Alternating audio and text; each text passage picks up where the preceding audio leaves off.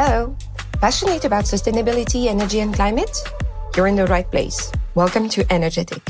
I'm Maureen Cornelis, and together we will engage with people who dedicate their lives to climate justice and making a just energy transition happen.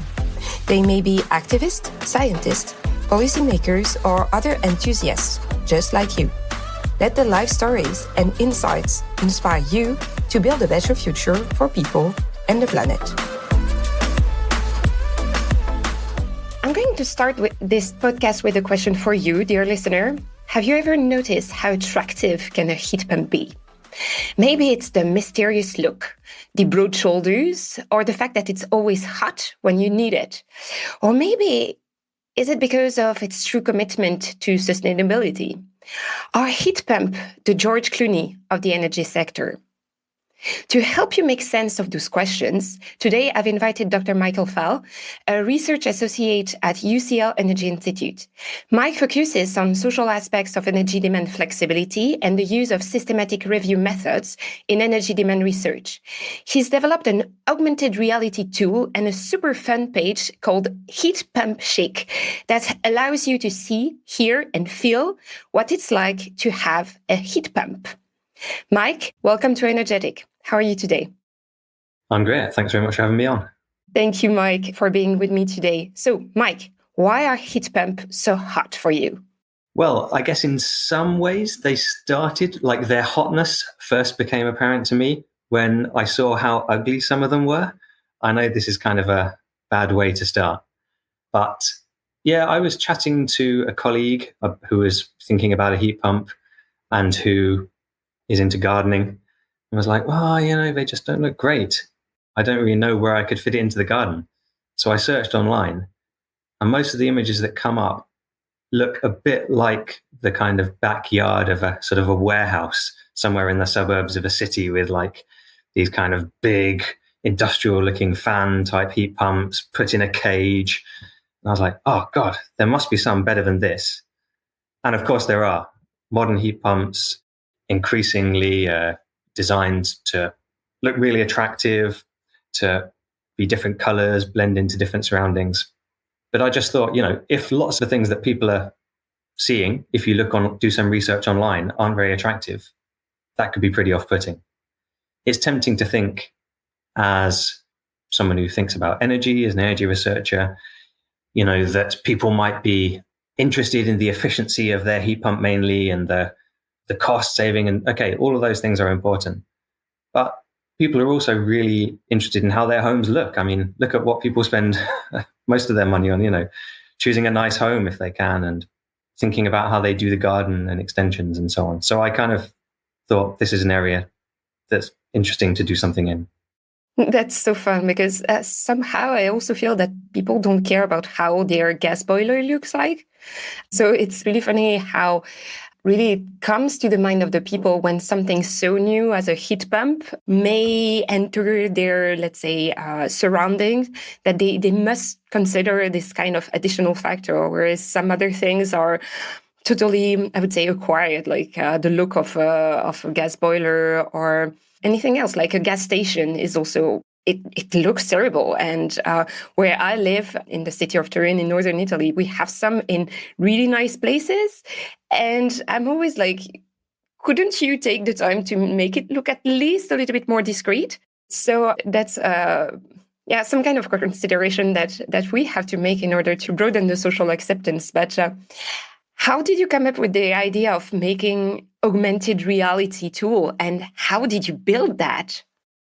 So when I first started the site, the pumpchic.com, my main focus was just on kind of bringing the idea that there are that there are nicer heat pumps out there and that they can be kind of installed in a nice way. So I did like I don't know if you remember, there was one of the first sort of viral or the early kind of viral internet hits was this thing called Hot or Not, where people could like post photos of themselves and then people would rate them depending on like how hot they were. So not a very nice idea, but it got a lot of traction, and it would be like, yeah, that's horrible. That was what it was, and it sort of really went around. And anyway, I was like, what about like a hot or not for heat pumps, where you could do exactly the same, and people who had got like a really nice heat pump installation that had been kind of landscaped in sensitively. You could still see it, but nice greenery around it would get really high marks. One that would look like the back of a factory would get a lower star. But the point was that people would be able to get inspiration for how you could make it look nice and make it something that people thought, yeah, I could imagine sat in my garden having a barbecue with that in the corner and being quite happy and not like, oh, that's taken my garden down. So did that, and it got some usage, and it was of some use, I think, in helping me collect some nice photos. But, the nice photos are often, someone in some swanky new house or, well, essentially what I realized is that I think what will be most useful to people is seeing what a heat pump might look like in their own space so that they can take this. You were talking about gas boilers earlier. In the UK, certainly most people were familiar with how gas boilers look. And they're just already there when you move into a house. But most people aren't putting them in new right now. Whereas a heat pump, people aren't familiar with them, what they look like, and they would be taking up some new space. So I thought that would be a really helpful thing to provide people with as a tool. So yeah, you asked how I did it, and I'm not a kind of a techie person. So I initially thought, well, it would be amazing to do augmented reality, but I first started with interesting things like, can I make a model of a heat pump out of bamboo canes, or a kind of a rack that you use in the garden to kind of protect plants from birds, so that people could like borrow it from the library and bring it home and like move it around and put it in their space and see how much space it took up. And I did it. I was playing around with making those things, and that was fine. And that might still be kind of interesting for people who don't like digital stuff as much. By the way, for people who don't know, augmented reality is this thing where you can essentially hold your phone up or kind of on camera mode, look at the scene on the camera mode, and it sort of overlays a 3D model of an object into the scene. And you can walk around it as if it was actually there. And people might have come across them for, trying out a new table or something in their kitchen. They're offered now. But obviously, if you do that, then anyone can just upload it right there and see it there and down on their phone. And luckily, there are services out there that you can use to help you build this kind of service. So I put together 3D models for a smaller pump, a larger heat pump, hot water tanks, which a lot of people now don't have in the UK, which are another thing you might need to see. And yeah, launched it several months ago, I think. Yeah. Yeah, I think I'm an early fan because at first you made those really, really, really funny comparisons with George Clooney. Yeah, I have to put that in the show notes because it's really like a hilarious series of, can we call that a meme, where you basically compare the outfit of George Clooney with the heat pump, like the gray hair and the mysterious look and things like that.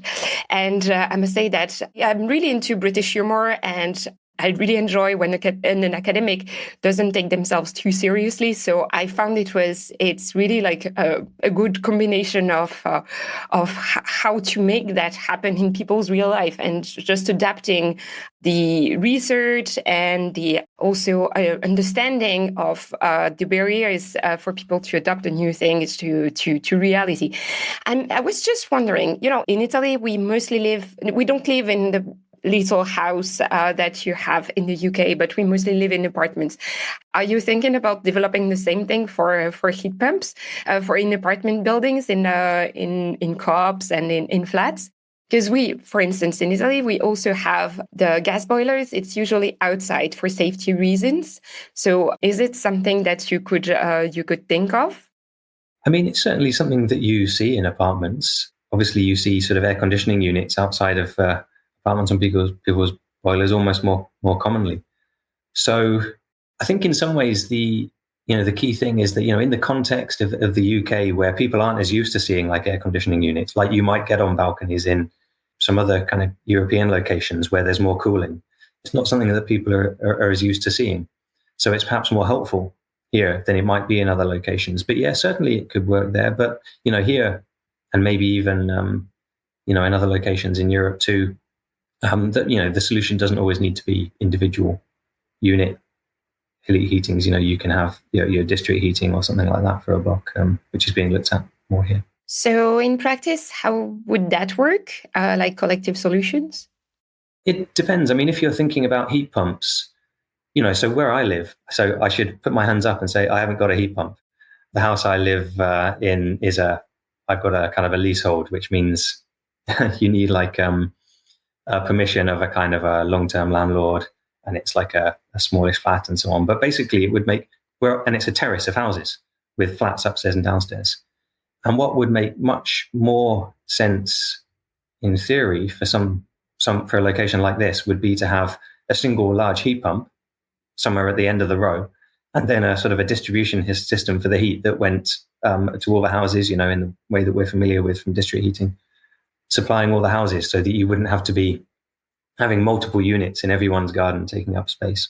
So that's something that's being looked at the moment. Certainly the trials I've heard about suggest it's quite expensive, but often the challenge here is until you've kind of proven the model and got the skills and the know-how to do it, the costs can't come down. So I think that's really a really interesting option though. Yeah, definitely. We had an episode about district heating last year. It was in the city of Milan, and that was also really interesting how the city was developing its project using some kind of geothermal energy too. But that would be a really different model, of course.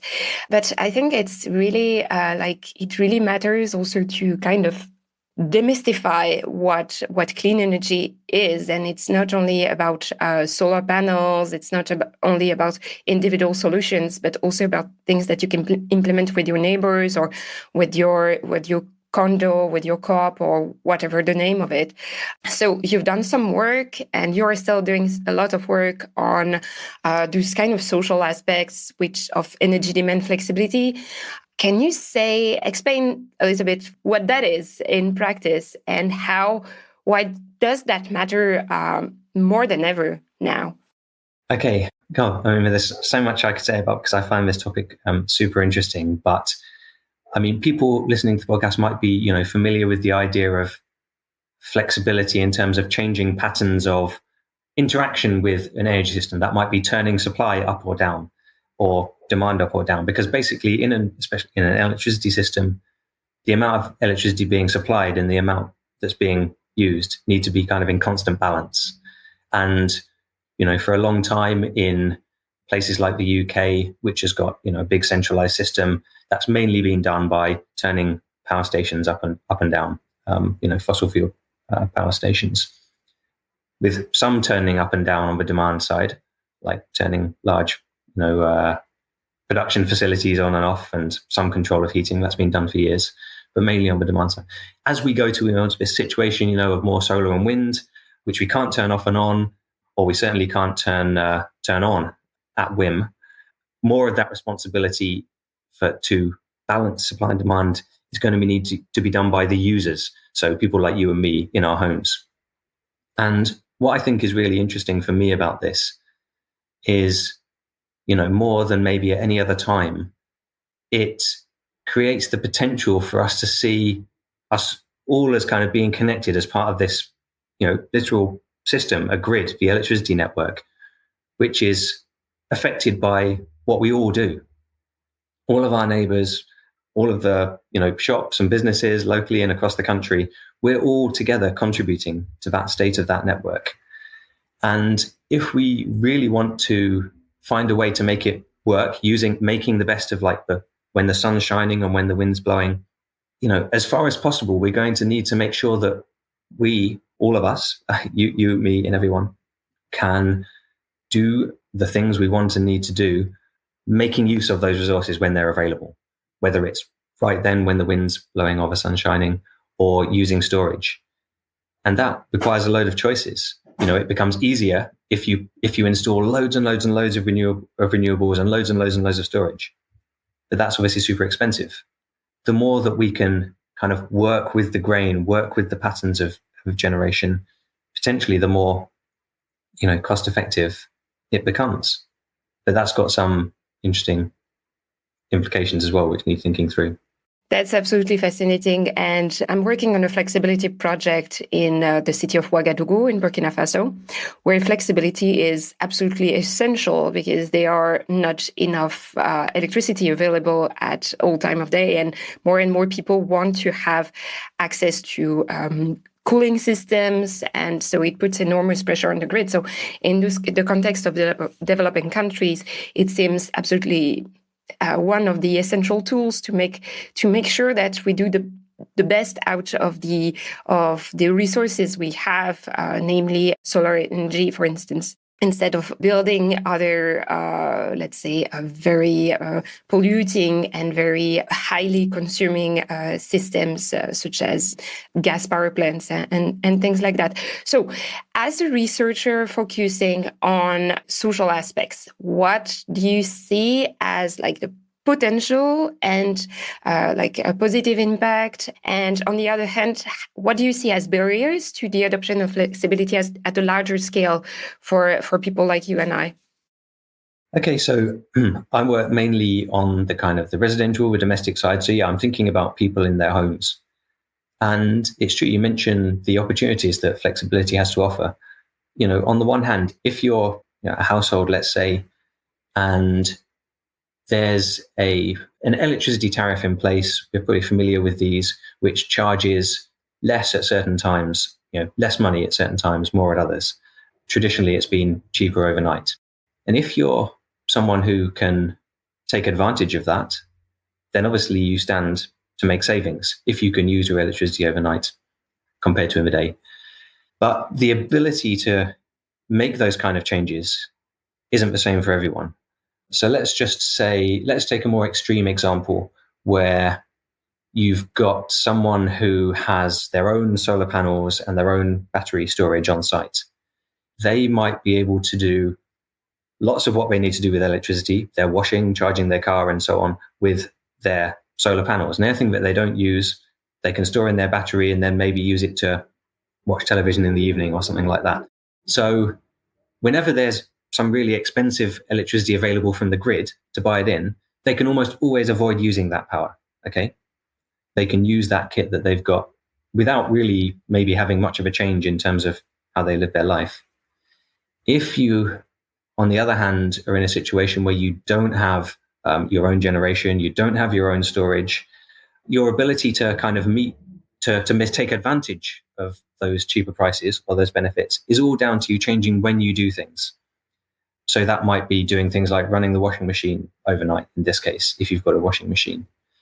But then, what if you live in a block of flats with kind of thin floors and walls? You might not want to do that because you're destroying your neighbor's peace and quiet at night.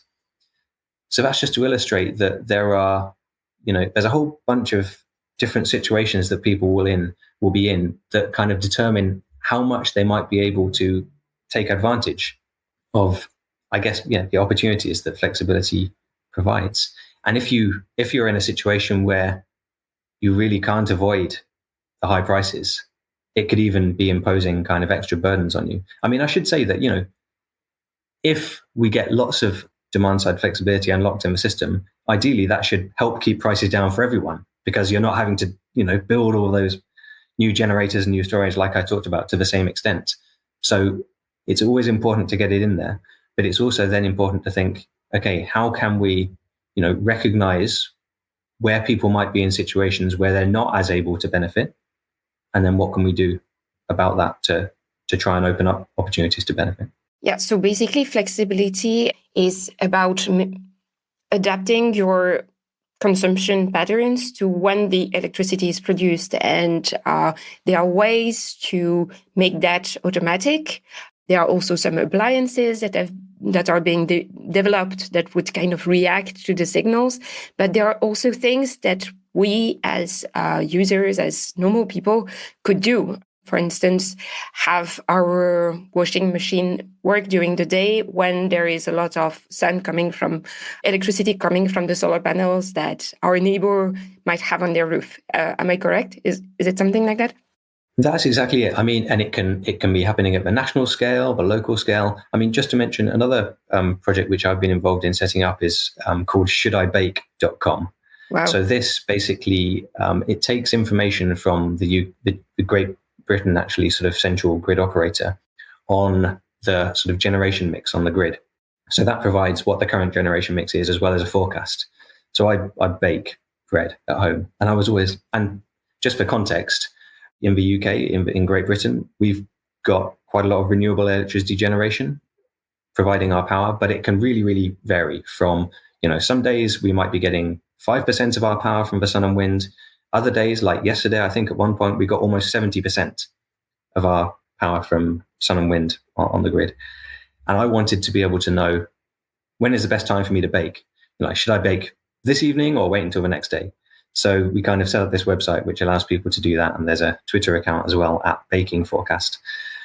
But the point is, something like baking it's kind of an interesting thing to do because you can move it around. It doesn't happen every day at 6:30 in the evening, like cooking an evening meal might be. But yeah, the point is I can change my patterns of demand, in this case, using the oven for electricity, to coincide when there's lots of renewables on the grid. But like you say, if my neighbor had solar panels and I didn't, and I could somehow know when they were generating and also when they were using power. I mean, let's scale this up to like a block of flats. If I'm doing a project on this at the moment, if we knew when the panels were generating and how much of that power was being used by other residents in the grid, I could decide I'll take this opportunity now because there's spare power to bake or do whatever, run my washing machine. Or I might, maybe I could book a slot to do it a bit later. Maybe I could just leave it all down to my smart appliances to do it for me. Really interesting to think about the different mechanisms that could be used. Yeah, I remember a few weeks ago seeing an article in The Guardian about the kind of appliances and how they would consume less energy. And there was something about also the slow cookers that could be a tool. I've never used a slow cooker, but somehow I also understand that it would make sense to have a slow cooker making their work while there is a lot of electricity coming from solar and clean energy. But I really like also the idea of should I bake, because it's a pastime that a lot of people have started to enjoy with the COVID. How would you evaluate the success of these tools? Because I expect them to be a little bit niche, but what would be the next steps in your view for them? Well, I mean, you make a good point. It would actually be really good to do some more formal evaluation of some of these approaches. I mean, what I've come to kind of recognize a bit in doing some of these projects, the more, I guess, on the ground ones like the heat pump one and the baking one I just mentioned, is it's nice to think that you can put it out there as a tool for people to use. Let's, like with the baking one, that people would follow it and then use it to decide when they bake. And I think maybe there are some people who do, probably a small proportion. And same with the heat pump project, there might be some people at the moment, probably not very many, who use the augmented reality tool.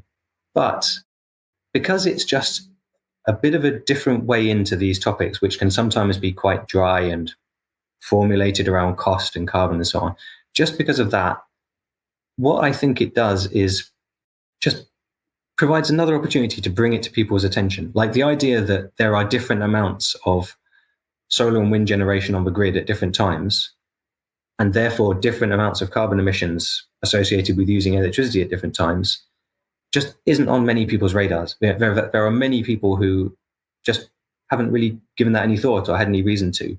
And just by coming across it, because someone retweets a tweet, or maybe they listen to a podcast like this or read some article about it, it's like, oh, okay, that's a thing.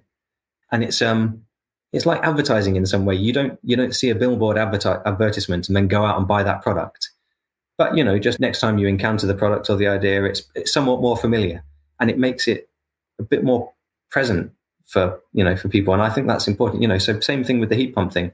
The George Clooney tweet, it was fun to do, and I sort of put it together in a few minutes while I was sort of killing time. I probably should have been doing something more rigorous on the site, but that ended up getting by far the most kind of traction and interest of anything I've ever done on Twitter, and brought interest to the site and so on.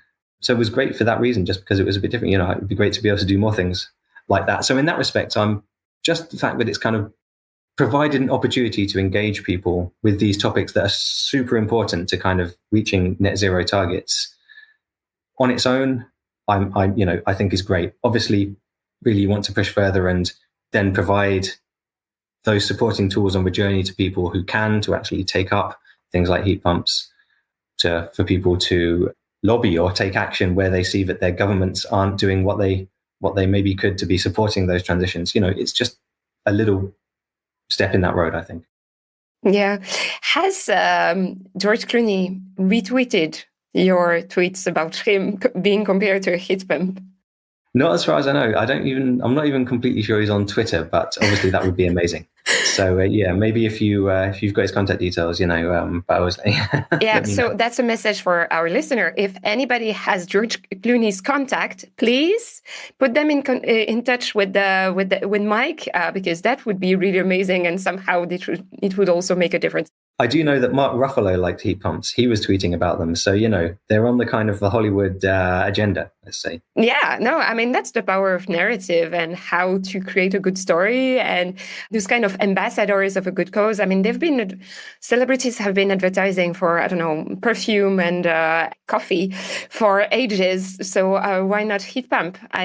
Somehow it would also be a nice way to say that they care about the environment and their commitment goes beyond not taking private planes.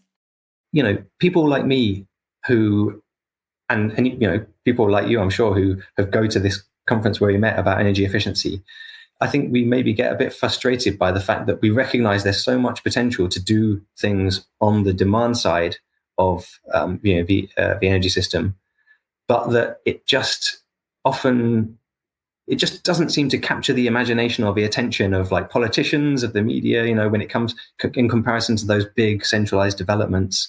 There's controversy around solar farms in the UK at the moment, around wind farms, talk about nuclear fusion, all of these things, when by far the most beneficial thing that we could do at this stage would be, massive programs of energy efficiency improvements when you think about the co-benefits, and just finding any ways to just give a nudge to those things and give them the kind of excitement that actually is within them, if only it could be kind of brought out in terms of the good effects it could have.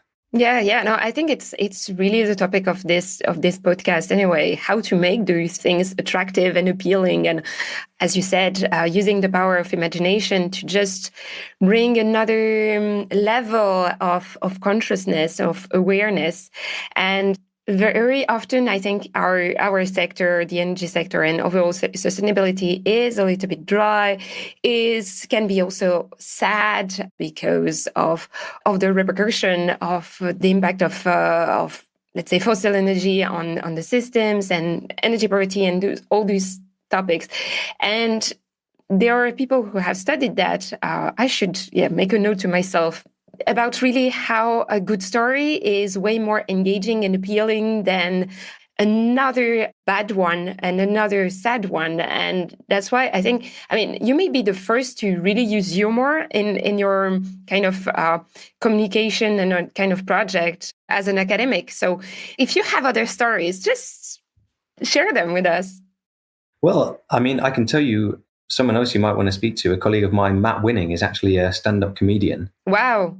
And he, for a long time, did stand-up comedy. And well, he can tell you about this because you should speak to him. He didn't speak about his sort of climate or energy side of his work in that for a long time, but then he started doing it and has really kind of carved out a niche. And he was recently presenting a program about net zero on BBC Radio 4, the national broadcaster, and bringing that, whether it's humor or people bringing kind of artistic approaches, which we hear a lot about now. It needs all of those things just to enliven this topic, which, as you say, there are, powerful interests fighting against, that can seem dry, that can seem depressing. So there is lots of people doing work in this area. And I love it really because, it makes life more interesting. And so what would be your takes for the future, and how would you like that to be disseminated, let's say it this way, disseminated being a very technical term. So maybe how would you like this kind of initiative to multiply? I think I see a lot of good moves. As I've been working in this heat pump area and on Twitter. There are lots of people doing interesting kind of startups to make it the process of people getting these technologies much easier, which I think we need to do. To really crudely break it down, there's people who are in a position to be able to afford these technologies for themselves. And for them, it needs to be made as easy as possible, whether it's getting solar panels, batteries, heat pumps. I mean, heat pumps, certainly from the stories I've heard, can still be quite a challenging thing, even just to get installed if you're a committed advocate and want to get we need to make that easy as possible. And we need to, have a constant pipeline of people who are finding out about them, having getting the first attraction, learning about them, right through to those people who are on the verge of making a decision. We need to keep that pipeline coming through. And obviously we need people to install them. But then on the other side, there's obviously going to be many people who just aren't in a position, especially now, to be able to afford some of these technologies with high upfront costs. And, this is where clearly organizations like governments, need to sort of step in and take measures. And especially now I'm sure it's the case in other countries, in the UK, where the government is picking up a massive tab in terms of subsidizing energy bills. There, it's government investment in energy efficiency measures and in supporting technologies like heat pumps, which are an energy efficient measure in terms of delivering heat services. But that doesn't mean as well that those things just get done to people who aren't in a position to afford them themselves. Everyone needs to have the opportunity to get engaged in and learn about, these changes that are kind of happening around us in terms of how we're heating our homes, how they're being kept warm and so on. To think about what it might be like, to know, what is this new technology going to sound like in my house? How is it going to feel different? So, yeah, I think giving people a preview of this net zero future, giving them opportunities to kind of ask questions, and then making it as possible as it can be for everyone to kind of get hold of the benefits.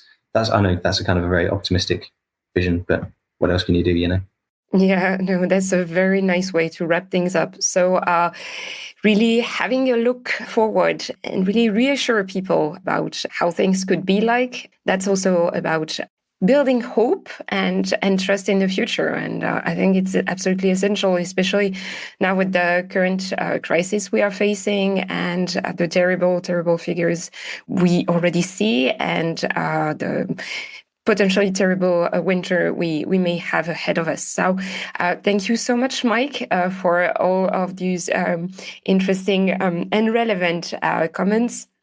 I invite all the listeners to have a look at your website. You're on Twitter and LinkedIn and Instagram as well. Am I right? Yep. If you, probably the easiest thing is just if you Google heat pump chic, I'm sure it will come up and then it will lead to me. Okay, that's great.